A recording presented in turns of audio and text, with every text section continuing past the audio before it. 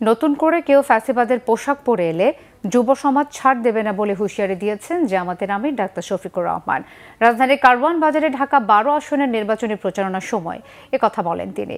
এ সময় চাঁদাবাজদের রুখে দেওয়ার আহ্বান জানিয়ে জামাত আমির বলেন, চাঁদাবাজির সঙ্গে রাজনীতির কোনো সম্পর্ক নেই।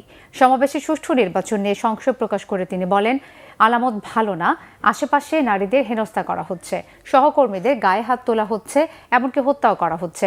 এ বিষয়ে নির্বাচন কমিশন ও আইন শৃঙ্খলা বাহিনীকে সুদৃষ্টি দিতে আহ্বান জানান তিনি। পরে ঢাকা 12 আসনে জামাতের প্রার্থী সাইফুল আলম খান মিলনের হাতে দাড়িপাল্লা তুলে দেন জামাতের আমির।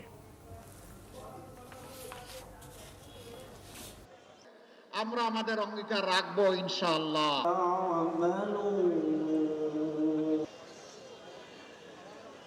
চাঁদাবাজ কার বাবা, কার ভাই, কার সন্তান, চেহারা দেখে চাঁদাবাজের সাথে সেদিন আচরণ করা হবে না।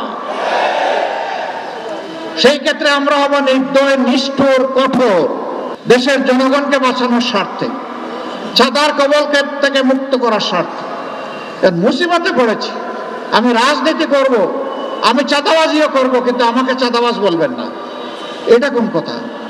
তাইলে আপনি চাঁদাবাজি ছেড়ে দেন, আপনাকে কেউ চাঁদাবাজ বলবে না।